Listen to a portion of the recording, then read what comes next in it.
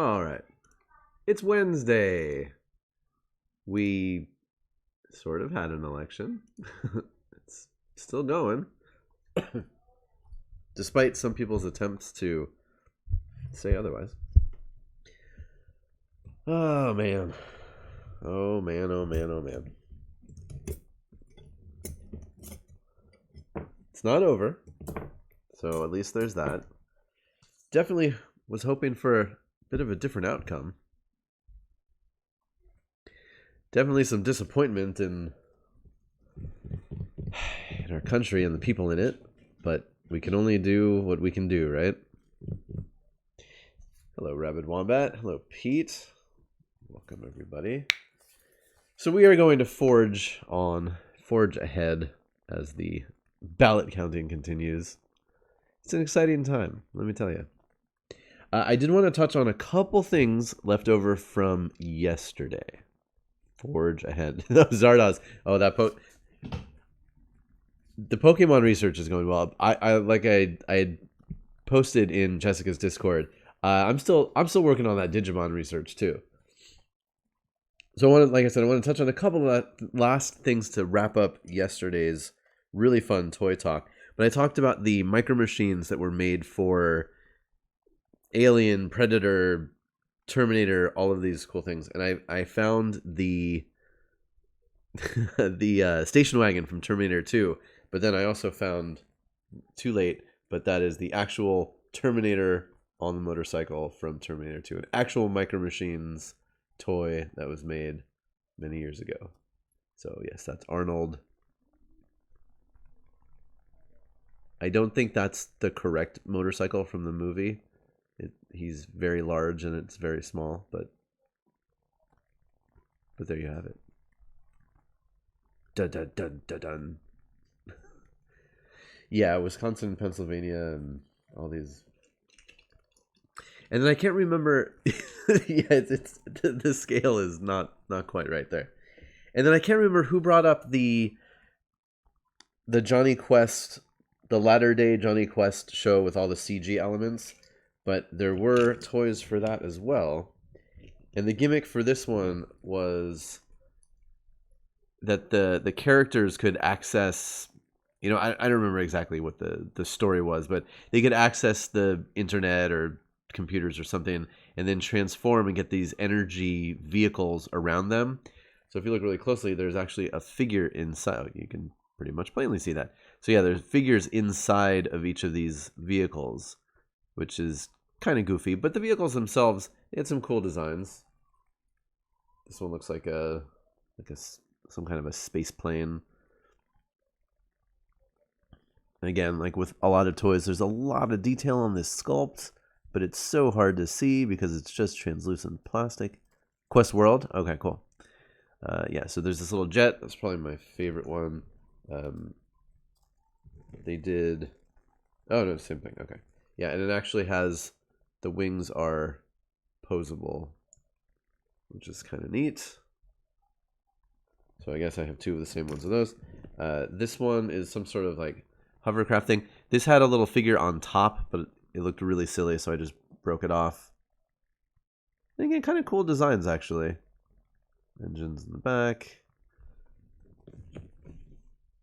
Oh, I take it back. This one's rad. Some sort of submarine thing. And again, you can see there's a figure inside. Harder to see in that one, but you can see his legs and his butt. So yeah, you name it, I probably have toys of it, or at least I know about it. And then also, I don't remember who we were talking to, but here is the Enterprise J with its very unique design. And apparently I had not opened it up completely. But again, like super wide saucer, and then these very graceful, very delicate, almost floating nacelles. And this is from an episode of Star Trek Enterprise, where Captain Archer is dealing with accessing the past and the future and all sorts of stuff. So yeah, wanted to show that as well. And the little booklet that came with it says, and not much of this was actually in the show, but they give you the information on the side. So it's the Universe class, which I did not know, launched in the 26th century, and it is pretty massive. Let's see if it shows us anything else that's cool. Future ship. Yeah, and usually these diagrams would like point out all of these different elements on the ship, but they just designed it for literally one shot. And then they go through like how they sketched it out, what it could have looked like. And yeah, just some different designs.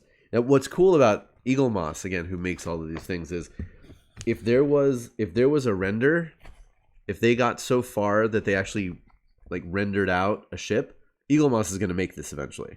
They make lots of prototype versions or concept versions of ships. They'll get around to it one day. So yeah, just lots of shots of the same thing. And then they just talk about Doug Drexler, one of the Starship designers. And that's about it. Yeah, it had less screen time than any other Enterprise. Well, okay. So not much is known about this vessel. All right, that wraps up yesterday. So what I wanted to talk about today on Warhammer Wednesday, a light, easy topic. I don't know if I'm actually going to do any hobbying, but I wanted to talk about colors. Now, I know that some of you may be visually challenged in the color department, but we're gonna talk about colors. Now, as you probably know, Space Marines. I mean, you may not know, depending on how familiar you are with Warhammer. Space Marines come in a complete rainbow of colors. Now, if you see a box of Space Marines, unless it's a specific chapter of Space Marines that have their own unique models, they all, generally on the box, they all look blue. Now, why is that? Yeah, no, Nerdy Duck, and it's always really interesting, and I would love to have this conversation at some point more in depth, but talking to people who are visually color challenged in different ways, and how you and those people interact with the hobby and do different things. I find that a fascinating topic. But yeah, so the literal poster boy for Warhammer 40K are the Ultramarines. They are in blue. My color is a little bit off. They're looking a little on screen. They're looking a little bit more purple than the actual blue. But yeah, they're blue. You can see their little upside down Omega symbol is their symbol. And again, that's just for ease and for everything looking the same. Games Workshop just goes with the Ultramarines for the covers of most things. Now on the back, occasionally they will give a shout out to some other factions. So here we have the very light grayish blue of the Space Wolves, black with white for Raven Guard, and the green and black for the Salamanders. The Horseshoe Marines, exactly. So, as I was saying, Games Workshop provides us Space Marines players with a bunch of different official chapters of Space Marines and says, you can play any of these chapters, you can paint them to look like these, and then they also say, or you just do whatever you want.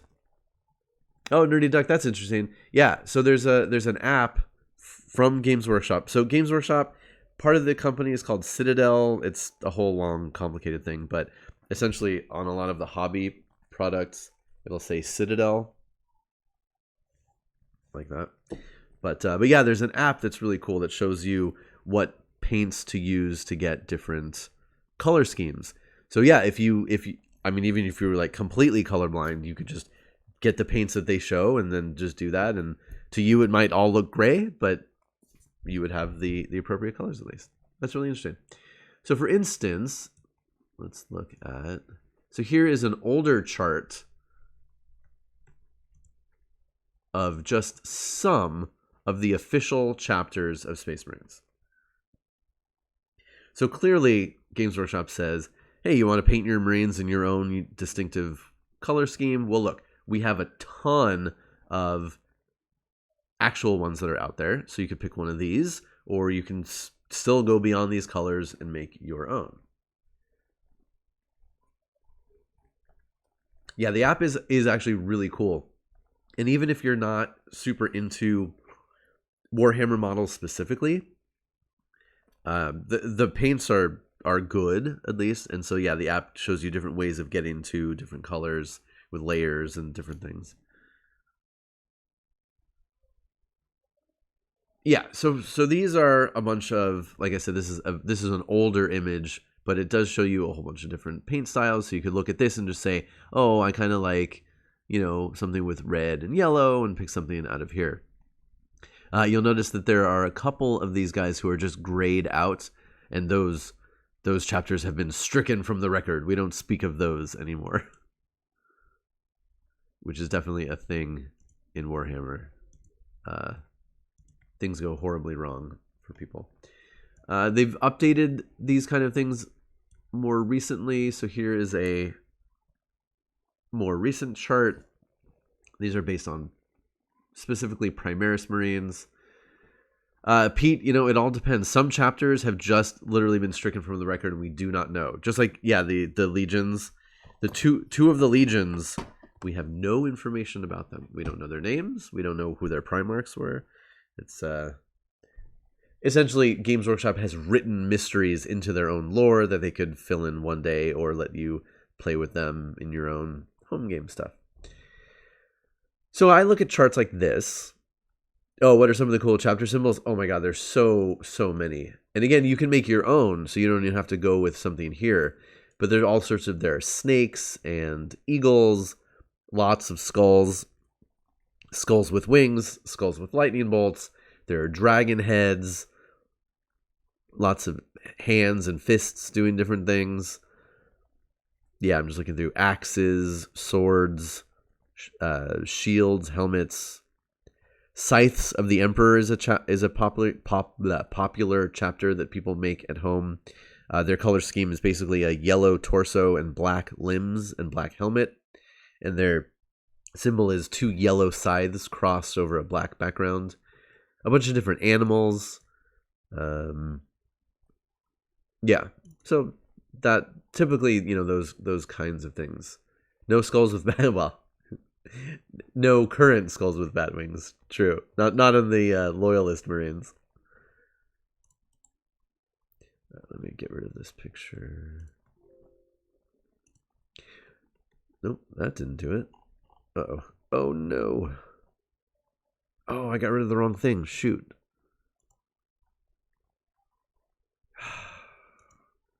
Where's the undo in Streamlabs? Nope, I actually found an undo. Neat. Okay. I was joking. I thought it was gone forever. Did I see the new Warhammer Sword promo? Oh, yeah. Yes. We'll talk about that on Sunday. Or Saturday, rather. Okay, so I look at all of this stuff, and for years and years that I've been in Warhammer, I think, how do I want to paint my Space Marines? Because I need a concept that I really like before I can commit to painting my extensive Space Marines army that grows every day. I build more models and don't have anything painted. So originally, I thought, oh, I like the color pink.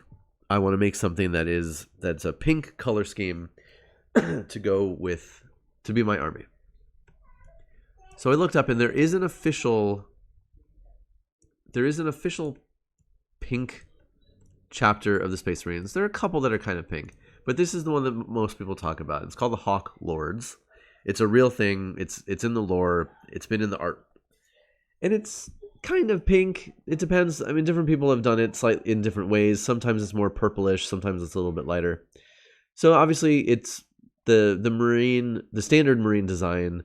Then again, even just these two images are different. The artwork has a pink, almost entirely pink Marine, yellow accents on the shoulder pads and a little bit on the leg, and then a black aquila on the chest. Whereas the one that they show, the painted version, obviously has gold on the the aquila. Now, okay, hold on. So so while this says that they're a successor chapter of the Ultramarines, you don't have to. I could use this exact color scheme, do a different symbol, and have them be a totally different chapter, right? So I'm just talking about colors at this point. Just colors. You're right, I would never play actual Ultramarines. And again, successor chapters, it's a super complicated thing in the lore, but essentially, way back when, the Emperor created 20 Space Marine legions, and then 2 of them were lost forever. So of the remaining 18, 9 of them fell to chaos. We get rid of those. And then of the remaining 9, those were sort of the gene seed that was used to make them, based on their Primarchs, was used then to make other successive chapters called successor chapters. And we don't know all of them, and some of them were forgotten, and all this other stuff. So yeah, you can make your own, you can invent your own successor chapter to any of the original legions that we know of, at least. And then that sometimes that has to do with rules and stuff, but it's more just to play around with whatever. Right? Okay, so I've looked at this and I was like, yeah, I mean it's kind of pink depending on how people actually paint it, but I don't love it. I don't love the colors on these. So I started to play around with my own. Let me get rid of these pictures here. And yeah, and I have no love for the actual Hawk Lord's lore. So yeah, exactly. Zardoz. Chapters have come, they've gone. It's a whole thing.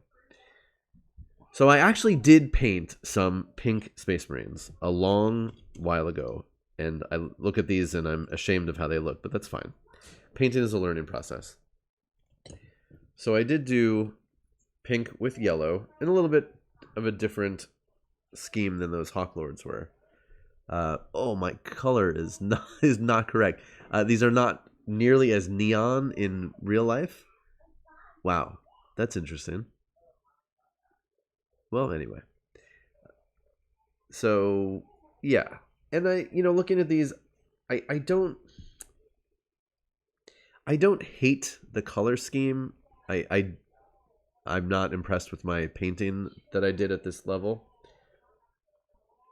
But again, I don't know that I want my whole army to look like this. And I definitely did some cool stuff. I like some of the stuff I did on the backpack with the silver on the parts, especially inside there. But yeah, but overall, it's just like, no, this isn't quite right. Not quite what I'm looking for my Space Marines. So then later, when I was thinking about like, what do I? Oh, and then a friend of mine who's a really good painter, he tried his hand at it and did a couple in a slightly different style. I don't know if you're gonna be able to tell very much, but a little bit more purple to get the pink to pop over it.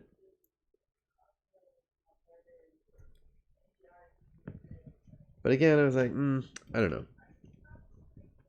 And yes, Builderus, you bring up a good point, because while I was playing around with pink for these, then I thought, wait a minute. My Emperor's Children army is primarily pink and black, pink and purples, but along those sort of lines. And I thought, well, do I want 2 pink armies? I don't know, maybe I'll look at something else. So then I had the idea that, Pete, you like these? These specifically, the pink with the yellow? Then I had the idea, and I know Zardoz remembers this, but I talked about it on Hyper at one point. So I really like orca whales, and I had the thought, wait a minute, what if I do an orca themed Space Marine chapter? And again, you can call it whatever you want and have whatever color scheme you want. So I started testing out a color scheme that would be primarily black with white mainly around the upper torso and specifically on these two vent parts to sort of represent like the eye spots, the false eye spots on a killer whale. Obviously, I would bring this up to white. I did it in gray as I was building up colors.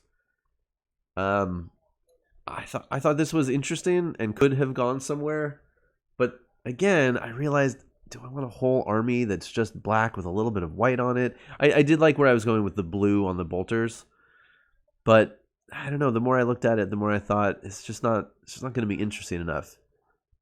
And at first glance, there are already some very famous, very popular chapters that are black with white. Raven Guard and Iron Hands. And every time I bring out my army, at first glance, people are going to be like, oh, you play Iron Hands? You play Raven Guard? I'm like, no, it's my own chapter, blah, blah, blah. So I sort of soured on that idea. And then I was thinking more and more, and I thought, well, you know what? Yes, and Black Templars, yeah, exactly. So yeah, 3 popular Space Marine chapters with these colors already. Yeah, no, and then I could use other colors to mix it up and do something different. But again, at the end of the day, I was like, would I really enjoy my army as much if it was all essentially just black and white with some blue details? I don't know, maybe not. So then I thought some more about it.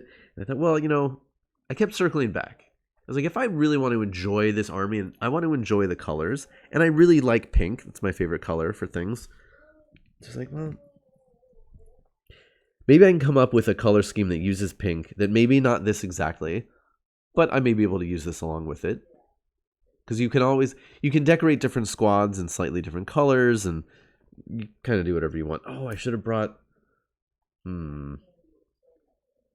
A long time ago, Games Workshop did a book that was all about the different armors and paint schemes and all of the different like decorations. Like even on these, you can see some of them actually have knee pads and some of them don't, depending on the specific parts in the armor. Some of them have little places where there are decorations, and depending on the chapter, those can all have different accents and colors and markings. It can be super complicated. Where is that book? I gotta find it. So anyway, I started to do some paint tests. Essentially what I did was when the new contrast colors came out. Yeah, Fadir, looking at these, I was like, the yellow doesn't quite work for me. And again, the color that it's showing up is not exactly the color it is in real life, but it's a little bit more muted in real life. Let me just put it that way. So I started to do some paint tests with the contrast. And I got a couple of models. So these, I did the contrast in the different base colors. So this one is like the gray. This is the bone. And then I used the contrast pink just on top. They don't look quite so phallic from the front. And I was like, So here's a problem with the contrast. Contrast paints work great on things that have a lot of texture. Fur, cloth, stuff like that. Yeah, from the back. It's those backpacks, and it's just the way I don't know. I don't even know what these are. There's some really old miniatures that I had in a box. They're kind of cool, but... So anyway, so contrast when it's over large, flat areas does not look quite as good, as you can see. So I took a Marine, and I just slapped on some of the pink contrast on the legs. And yeah, it's splotchy. It's chunky. There's some really dark spots. Now, I could spend a lot more time, do it really slowly, and get the paint so that it doesn't pool quite as much. But that sort of defeats the purpose of contrast. If you can't do contrast quickly, then you might as well do it in regular style paints. So like you see this leg, I did really quickly, and it's super blotchy. This leg is a little bit cleaner. It took a little bit more time. Yeah, exactly. Again, and it's just because it's all of these big flat surfaces that there's nowhere for the heavier elements in the contrast to sink in and give you that nice look of the depth. So another bummer, another hindrance on my way to figuring out what I want these damn Marines to look like. However, I will say one of the other interesting things with contrast. Now, Games Workshop highly recommends that when you use contrast paints, you use the contrast primers, which again are this is Wraithbone, this is Gray Seer. So they're these two light colored primers. And again, you can see on the helmets, the paints that you use over these two primers, they actually do look different based on whatever the primer is underneath. But in addition, what people do in tests at home, hobbyists found out very quickly, is that you can use contrast paints over other primers as long as they're light, especially metallic primers.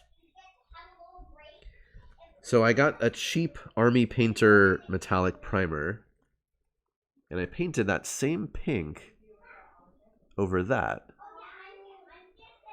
And again, this armor has a little bit more parts than the Space Marine ones, but I'm kind of digging that pink over the metallic. So what happens is when you paint contrast over a metallic primer or metallic base coat, the metallic comes through, and then it just makes it look like a metallic version of that contrast color. Now, can you paint your Space Marines in metallic colors? Sure, if you want. There's nothing that says you can't. So now I'm thinking, maybe I do my primering in a metallic, and I paint the pink over that. And then whatever I decide to be my other accent colors. Because this, I think, looks a lot better than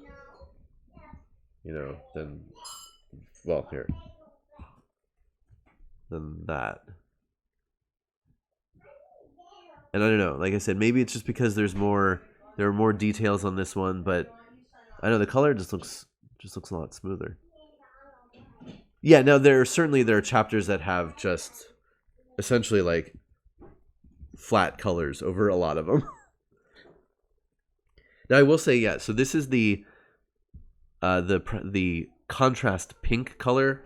The contrast purple color also looks pretty darn cool over metallic. Again, it's a little bit lighter in real life, but that's neat. So definitely going to play with this when I get to painting my 30K Emperor's Children. There's definitely some options to be found here.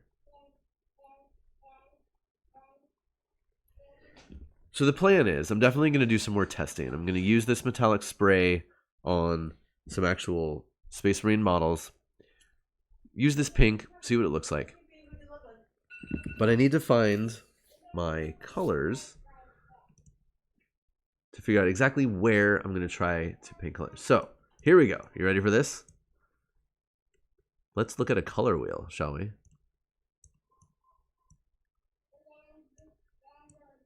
Now, I am not an expert painter or an expert color theorist, but here's how color theory works, okay? And again, for those of you who are challenged when it comes to colors, you'll kind of just have to take our word for it. Wait, Stardust, we're learning together. If you took art classes, then you're way ahead of me in this department because I don't know what I'm doing. That's why I downloaded a bunch of these kinds of things so I could try to figure it out because I don't know. So essentially, you have your color wheel on the top. It's got all your colors. There's this warm-cold divide thing, which I don't know. Essentially, the colors on the top of the top half are warm, and the colors on the bottom half are cold. Okay. So you've got your yellows, your oranges, and some red and some green up on the top, and the bottom is some red, some green, but then all your blues and purples and pink. But what's really important is at the bottom. So people talk about in color theory, when you're deciding how you want to paint something, you want to use one of these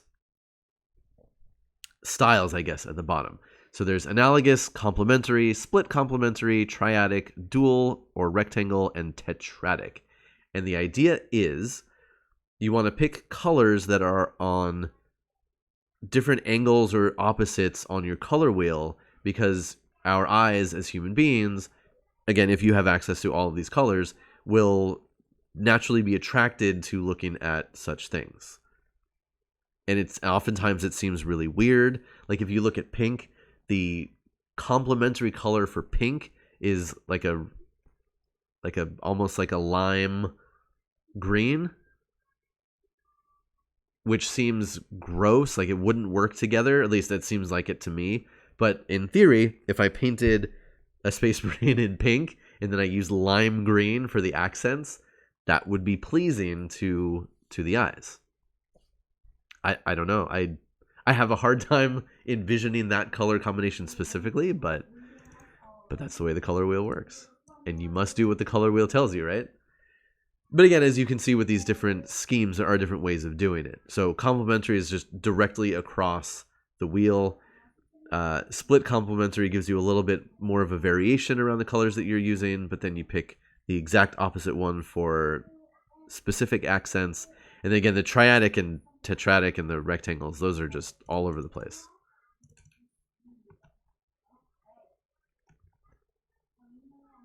So if I was doing the simple, so the simple complementary again would be pink Marines with lime green. Man, I really have no interest in doing that. So if I do split complementary, then I'm looking at yellow and a darker green. Well, nerdy duck, 100%. I'm not saying that I'm a slave to the color wheel, but I do think it's interesting to look at it and sort of the theory behind it. Because I don't know. It's one of those things like, personally, I look at some of these color combinations and I think, oh, that's gross. That would never look good. But people have been using this color wheel thing for for a very long time, and it's like an established thing. So they must know at least partly how this works. So I start looking at this stuff and it makes my head hurt. And I can see all these colors and see what all this stuff could do. And again, this is where I get so frozen and locked up as to what I actually want to paint, because I'm so obsessed with, well, wait, is this going to look right? Is this going to look right? Oh my God, I got to go and test everything. And Warhammer brain engaged. Yes.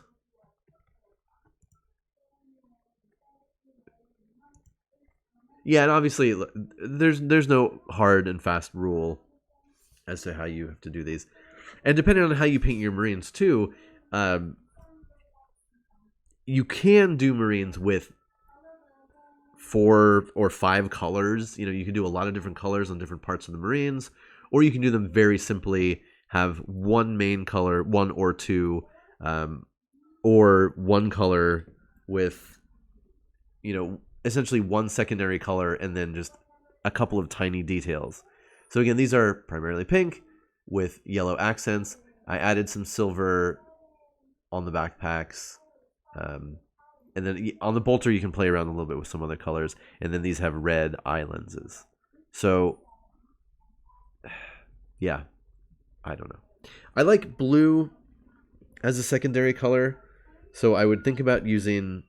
I really like the idea of blue eye lenses. I thought my blue bolters looked interesting. You don't often see blue bolters. So then it's like, okay, well, if I'm looking at the color wheel and I've got my pink and I'm looking at blue, I don't know. Oh yeah, thank you, Zardoz. Excellent point. Bolter and Chainsword, they have these what do they call them? Color painters. So this website, this ancient forum that sometimes works, sometimes doesn't. But they have essentially, it's like paint by numbers. So you can plug in colors on your Marine and see what it looks like before you actually go to do your own painting. Highly recommend. Games Workshop has also provided essentially like schematics of paint marines or of space marines and some other things, so that you can either use a program on your computer or you can print them out and color over them to try things out. So even then, once you, as I was talking about a little bit with these, even once you pick the colors that you like, there are so many different ways of applying those colors in different patterns and different placements on your Marine. Now again, these are super straightforward, sort of the basic style of, well, they're not completely. The basic style of one main color, secondary color on basically the rims of the shoulder pads, the Aquila on the chest, the big eagle logo. I threw it on the knee pads just because they're big and interesting looking, and I also did the feet. The feet are not always accented in a different color, but you certainly could. But then you get some really interesting things. Oh, let me get rid of the color wheel.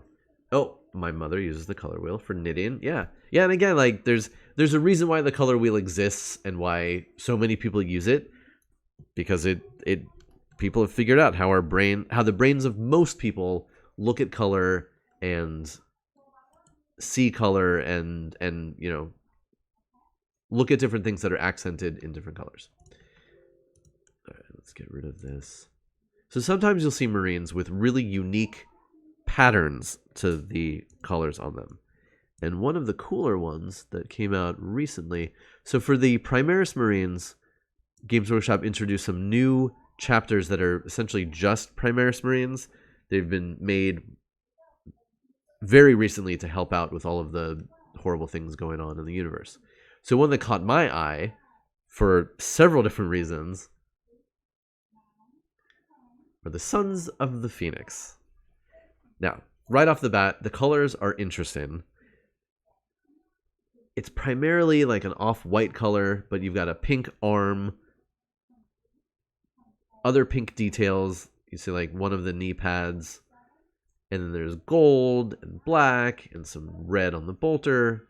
So it's kind of some interesting things going on. Now, beyond that, the lore behind these guys is absolutely fascinating, and can't wait to see it. Hopefully Games Workshop actually does something with these in the future. But the idea is that when Call was making the Primaris Marines, he had access to the gene seed of all of the Primarchs, which he really shouldn't have, because that included the Primarchs who ended up being traitors and fell to chaos. And as loyal Imperial people, you're not really supposed to mess around with that. So technically, the Sons of the Phoenix they're said to be using Dorn's gene seed, so they're like the Imperial Fists and some other things. But based on the name, the colors, and some other hints, they might be Sons of Fulgrim, not Dorn. And we can all envision what that could mean going forward. So this has been a really popular one for hobbyists because, I mean, the color scheme is cool. It's a really unique pattern, the way it looks on the armor. So let me grab... And then again, Games Workshop has shown some official imagery of these guys, like this. And this is just like the most badass miniature. How cool, how freaking cool is that? Now, they've also gone sort of overboard with showing off the crazy details you could do with this, and these candles, and all of these projects for how you can make these tiny candles to put on your miniatures, and it's bonkers.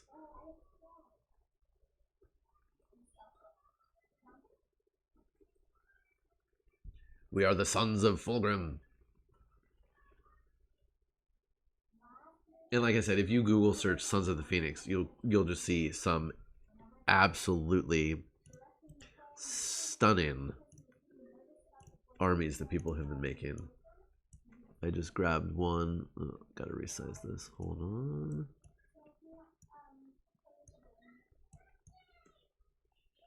There are companies out there that actually sell miniature candles that you can put on your miniatures. Here. Yeah, just like really, really rad stuff. Even these guys have candles on their armor. These are the guys who drop down from orbit. Like, the candles make no sense whatsoever. But sure, candles on power armor running around and dropping from the sky. Why not? Okay, so Zardoz, you bring up an interesting point. Technically, the Sons of the Phoenix are a Primaris only chapter. What do they call it? The what founding? The Ultima founding.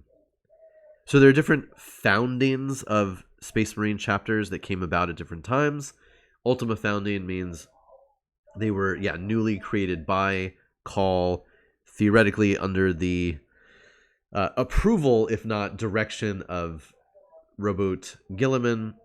But you can retcon it all you want. You could say that the Sons of the Phoenix were actually a Space Marines chapter that were a fleet-based chapter, so they were off doing something far away, and people hadn't heard about them, and these were actually reinforcements for those guys, and now they're back, blah, blah, blah, blah. Essentially, you can make up your own crap to mix up things like that.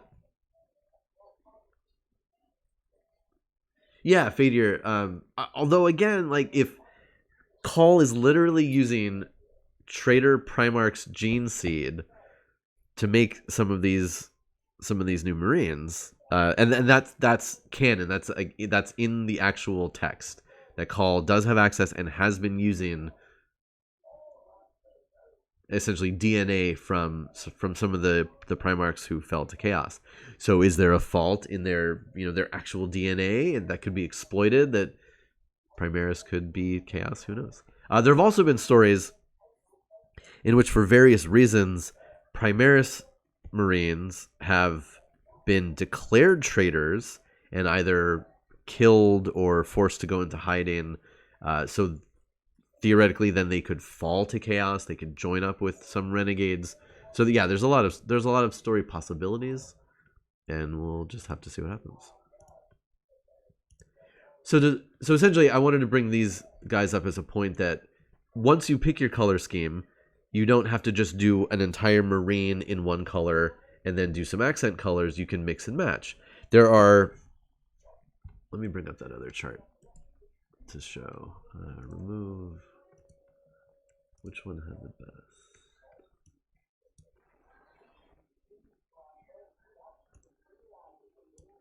So some of the... Can I not make that bigger? I'd like to make it bigger. All right, going back to this really old chart, if you look at the... Well, essentially, if you look through this, you'll see that some of the armors are, they're split down the middle.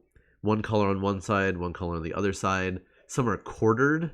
So there's actually two colors on, the upper left and the lower right is one set of colors, and the opposite the other way.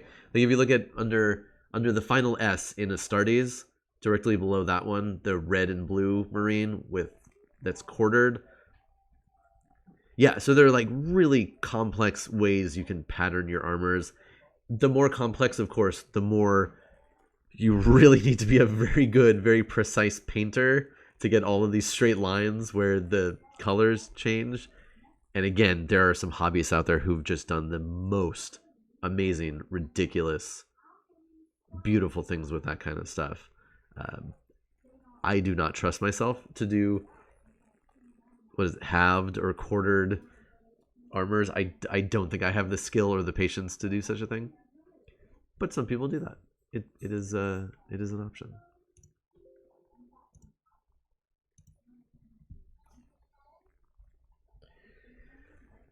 So where does that leave me? Other than the fact that I have more testing to do, I don't know. I definitely want pink. I want to try the blue. I want to try for blue on my bolters and on my eye lenses.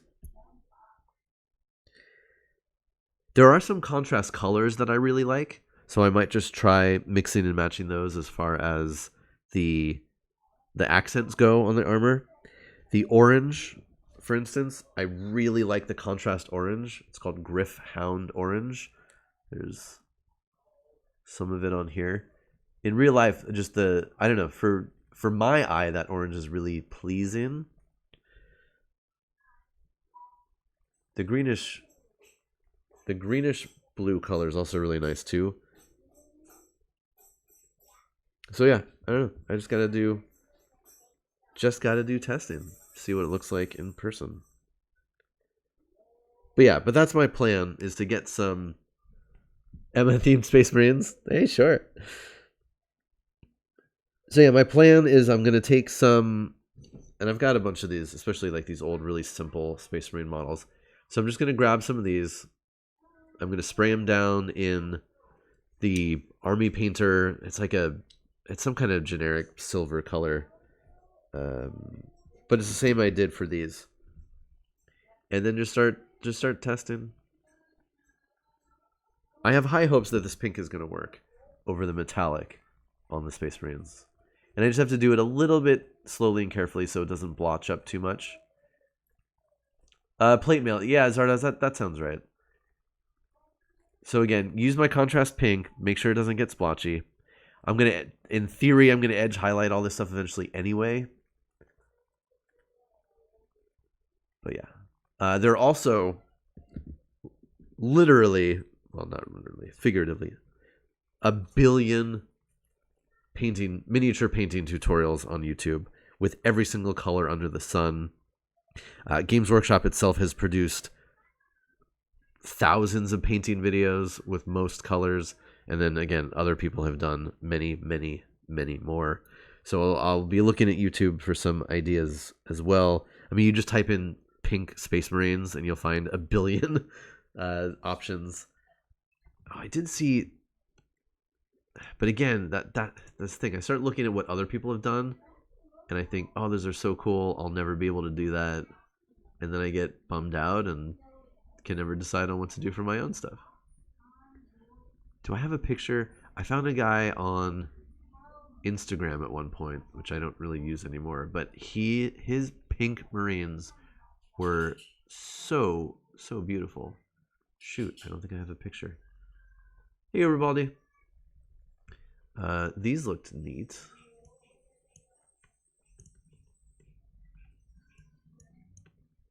But again, you can't spend too much time looking at what other people have done, because you'll just get super bummed out unless you're an acrylic painter. So these are fantastic. I don't know. They were posted as being quote unquote cotton candy Marines. I think the colors are also similar, but I don't think it is all the colors for the transgender flag. But so I don't know if it was supposed to be an overlap there or not. But these are just, those look amazing. Not my work, of course, but those look great. And then sadly, all of the best pink painting that I've seen has been with airbrushing, because you can just get on really smooth colors, and I do not use an airbrush, so that's another thing that's somewhat daunting for me. Remove cotton candy Marines.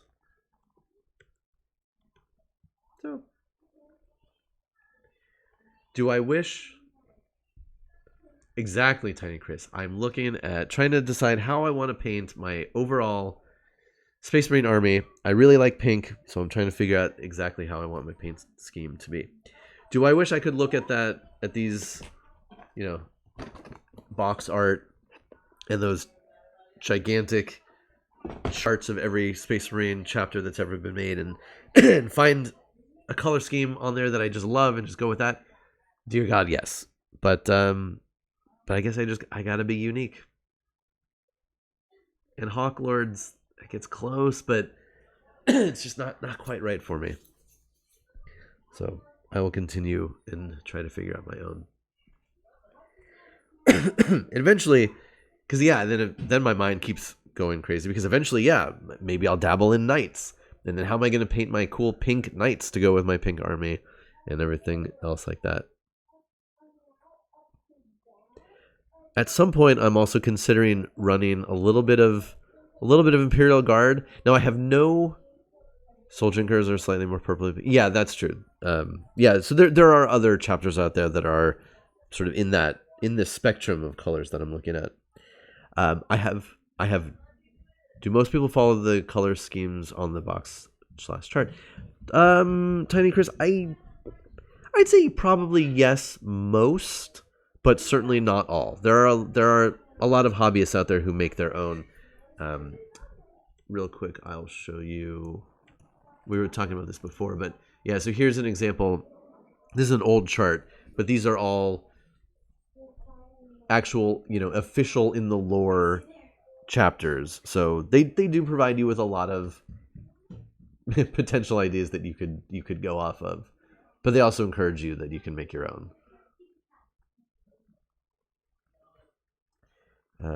Space Rooms and Eldar color palette. Yeah, I mean, there's basically whatever color combination you want, you can do. Oh, so I was gonna say, so I have no interest in running an actual Astra Militarum army. I like some of their units. I love some of their models, but I'm not a guard person. I love that we have them on Grimdark Dawn, and that I've been able to play around with them and help build stuff. But I don't have the drive to do that army. However, there's one unit in the Astra Militarum that I absolutely love. I don't know if anybody could possibly guess. It's not a standard plastic release. It's from Forge World only. But if you're super familiar with the Astra Militarum, oh well, okay. The Baneblade is super cool, but no, this is something much smaller. The laser monkey is good. No, I'll show you. So these are what's called the Cyclops Demolition Vehicle. Does anybody know what these are? So they look like little itty bitty teeny tiny tanks, right? What these are is they are drones with a gigantic explosive inside. They're bombs on treads. I love the idea of these things. Essentially, yeah, they drive around. They can't shoot at anything, but once they get close enough, you can detonate them, and they have a massive explosion. They're fairly cheap, point-wise in the game. They're tiny, so you can make a lot of use of line of sight blocking terrain, or even your own other vehicles and stuff. You just got to be able to get them close enough that they can blow up and take out your enemies. So these are super neat. I picked up a set of 3, and I'm always thinking like, how do I add, if I just want to play a bunch of these Cyclopes, technically with data sheets I could run, 3 sets of 3, and then I just need an HQ. Like if I got a Astra Militarum quote unquote Primaris Psyker, why they reuse that name, so annoying. But yeah, that could be fun. And then again, I could do these as little tiny pink tanks, which would be super adorable. I will admit these are not actually Forge World. They appeared on my doorstep one day, but these are not. I believe these are recasted. What are you going to do? They must have fallen off the back of a truck. I don't know. This sculpt is ancient. It has been around forever, and it is definitely showing its age. I've looked up to see sort of what the official ones look like and people's reviews, but yeah, I mean, it started the mold. You can see there's a lot of issues with it. The detail, it's lost detail up, especially up here around this part. These old ones, the way the treads worked in the back, this is where they attach to essentially the sprue, and there's no way to cut it off, and there's, well, actually, I mean, you can cut it off pretty flush, but there's just no detail there. There's none of this tread detail around here because it's just where the sprue attaches. So everyone's like, yeah, you got to resculpt the back of this and do a whole bunch of work to it. But yeah, I love the idea. There are a couple of other third-party companies that make like their own versions of the Cyclops demolition vehicle, so like their own little mini tanks. But yeah, these are recasts. Yeah, Fader 3D printing. You can find some other stuff. But yeah, I just love the idea of just having a whole bunch of these, driving up the field, trying to keep them in cover so they can get close enough to blow up in the face of your enemies. For you comic book fans, these sort of remind me of, is a deep cut for X-Men comics, but in the, what was it, the Necrosha storyline? Warlock, the techno whatever alien, what are they called? Techno organic virus, but what the aliens are, I forget what the name of the aliens are. But anyway, Warlock had saved to Technarch. Yes, yeah, Arsenal Road. There you go. I know you're gonna know this. But Warlock had saved two essentially sentient space torpedoes, and then it was a last resort thing, and he had to call them in to blow up some enemy, and he was really sad, and they were like, why are you sad about this? We're finally fulfilling our purpose, making the big boom, or whatever the line was. And then yeah, so that always made me think of these. It's like they really wanted, their whole purpose is to just explode and take out enemies for their friends. Phalanx are like, yeah, I don't remember. I'm not enough of a Marvel guy to know the difference. Yeah, both. I remember both names. I know Phalanx. Yeah, okay. So Phalanx was like when they all were evil, and sure. Look it up, folks. Oh, another comic book question, Arsenal Roy. So what's with Apocalypse's new name? Does it have? Is there a way to pronounce it? What are the nerds saying? Apocalypse like renamed himself some Krakoa code, I guess. He's the entity formerly known as Apocalypse.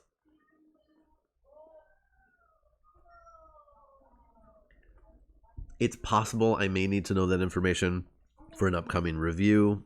I don't know. These things happen. No clue how to pronounce it. Okay. I figured. I didn't know if there was like an internet consensus on how to say that.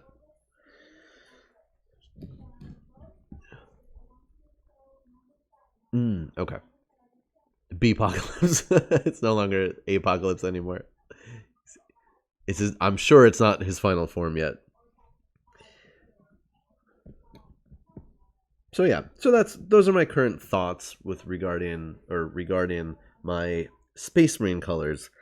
Again, it's easier when I look at my Emperor's Children because they are, well, I mean, Emperor's Children, I could literally paint every single model in my army a different set of colors in different patterns, and that would still be cool because that's the Emperor's Children are all about riotous, chaotic colors and chaotic patterns, so that would be fine. But I do need to come up with something a little bit more coherent for my loyalist Space Marines. So yeah, so essentially metal primer, pink contrast. I'm gonna reuse the blue bolters, blue eye lenses. I'm gonna try, like I said, the orange color as an accent, and we'll see where it goes from there. I also cannot promise when I'll be able to start working on any of this, but when I do, I will of course be sure to share it.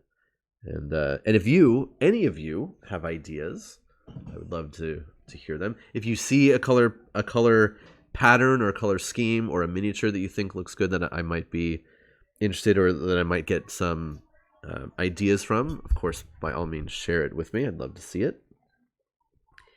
And yeah, so I have this unopened box of Reavers. Unfortunately, they're not super great in the new edition, but they look cool. I did like the idea of these. They are elite terror troops. Oh, yeah. We thought these were going to be like the melee version of Primaris Marines, and they're just not. And now that we have the Assault Intercessors, these guys are like, what are we doing? What's our purpose in your army? And I look at them and I say, I don't really know. You're not great at a lot of things. You're okay at a couple things, but you're not great at anything. But they do look cool.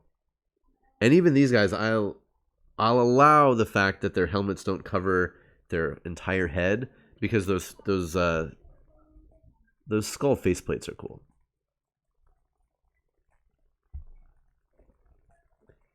Now Kill Team, these guys are great. Yeah, so they're just Space Marines with like skull faces for their helmets. They're okay. Yeah, they had easy to build versions of these, which were neat stuff. This is the full kit, so these have a lot of parts. I haven't built any actual Reavers yet, but I guess more parts. Yeah, a lot of arm options for posing, holding different weapons.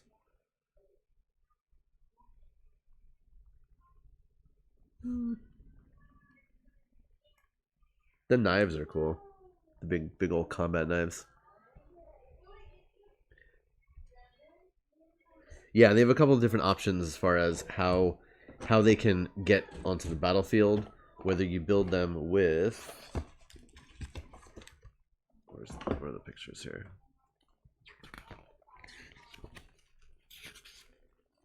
So yeah, essentially you can give them grav chutes, which are basically just little fins on the backpack that channel the exhaust that comes out of the power plant so they can drop down from the sky.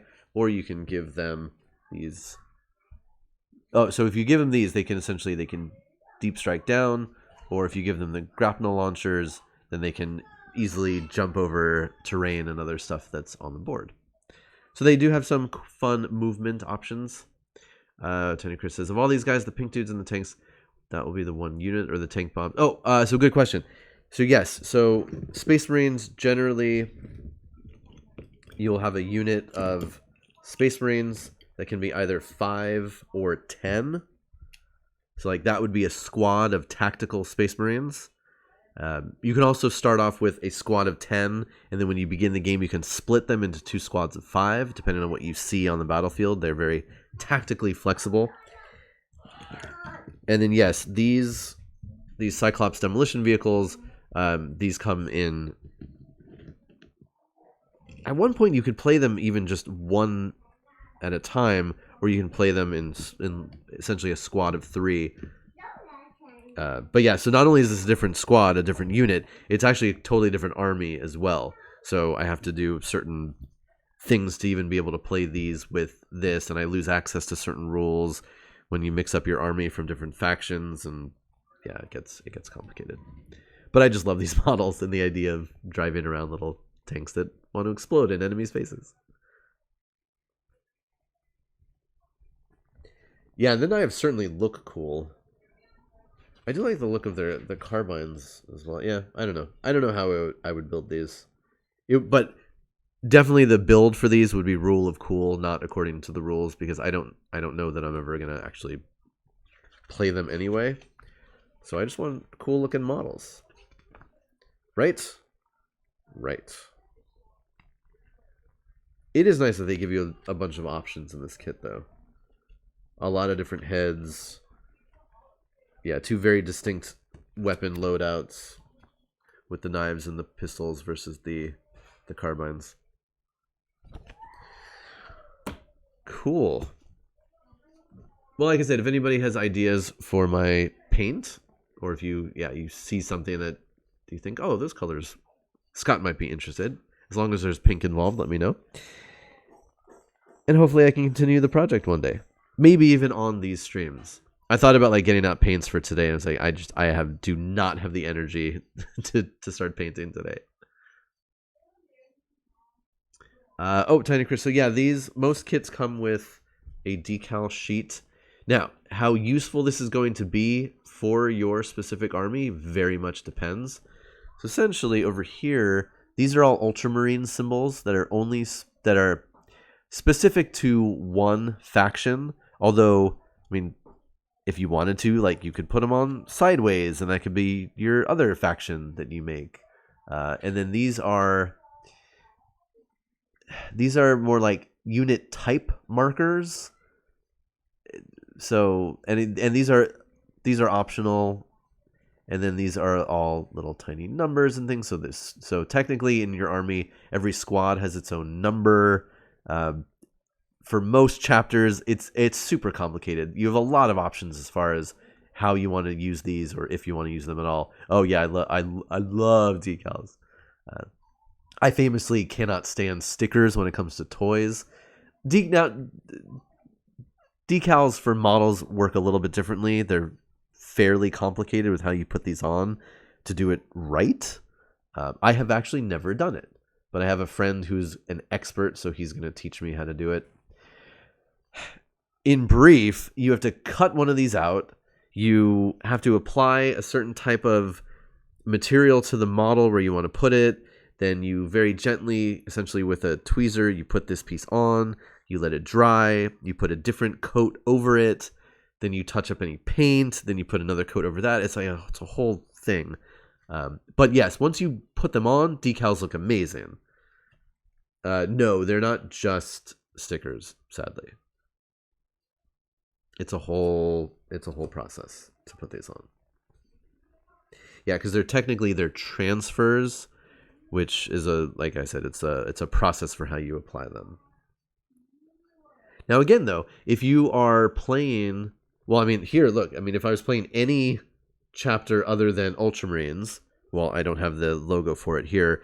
There are some transfer sheets for other, like basically the popular chapters, so you can get them in certain kits or from Games Workshop specifically. But yeah, I mean, if you make your own version of a chapter that has a unique symbol, you're SOL as far as an actual transfer sheet. But there are options.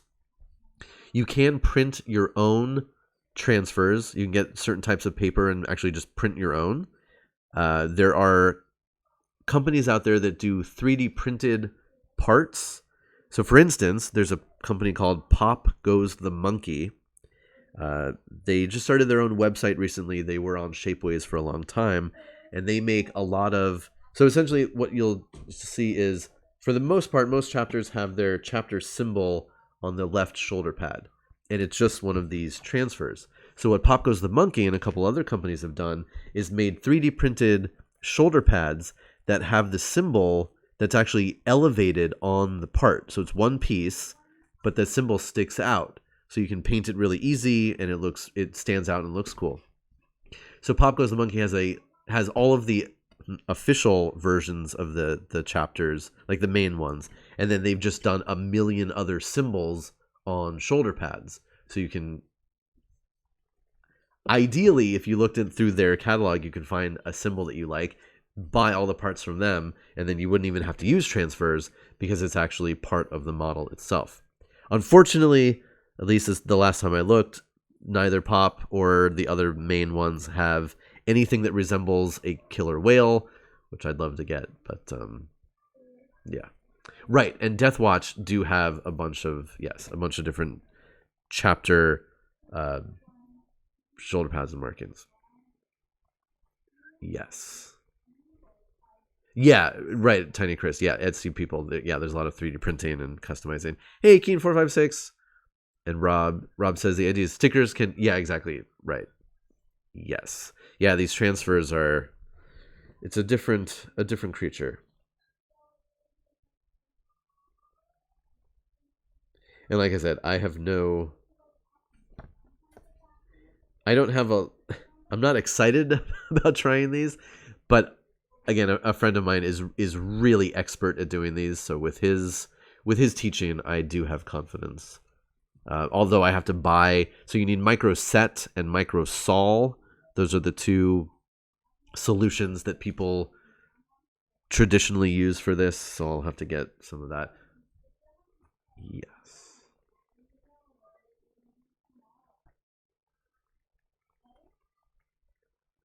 Yeah, at least I've like I said, I've seen my friend do it, and it's complicated. None of the parts. Well, the hardest part it looked like was. So a lot of times these are going on surfaces that are not completely flat. So what you have to figure out is how you cut, if necessary, how you can cut into a transfer, and then how you apply it so that it can smooth out over like a curved surface. Because obviously these shoulder pads are heavily curved, and you need this transfer to apply smoothly over a curved area, and that can be tricky. Because obviously this thing is super rounded, so to get something on there that's flat all the way around would be a challenge. And I'm sure there are a million video tutorials for that online as well. All right. So as always, I have a lot of work ahead of me. As far as other stuff goes, we Americans, we gotta stay strong, count the votes. It's really interesting to see people who are on different parts of the political spectrum come out with their statements over last night and today, especially on the right. And people, some much more rational, are saying, now hold on, don't announce anything, we got to count all the votes. And then just see everybody attacking them for such a rational, calm thing to say. I mean, if we want to believe that we live in a democracy, and if you're a fan of law and order, you'd think you'd want all the votes counted. Yeah. Oh yeah, Tiny Chris. There's a lot of stuff you can buy to build and decorate all of your little tiny plastic people. Yeah, I mean, and yes, as Keen 456, there are definitely there are lots of small victories to be seen, but it's really overall it's a lot of disappointment for a lot of people. Yeah. Oh, Fadir, I can imagine. A lot of enmity going on all sides. So we'll see how it all shakes out and where things go. But I'll leave you all with that. Come back later today. I'll be on Pete Wiz's channel at Pete Wiz this afternoon, 3 p.m. Pacific, where we'll be doing myths and video games. We started looking at the game Hades last week. I know it's a recent hotness for a lot of people. So Pete plays the game, records it, and then we watch a replay of it, and we talk about all of the mythological characters and aspects and any historical elements in it, and it is super fun. This game is beautiful. I loved talking about it last week. I'm very much looking forward to continuing on with it today. So that is today, 3 p.m. Pacific, Pete Wiz. Am I going to be on tomorrow? I don't know. This has been a crazy week. We'll see what happens.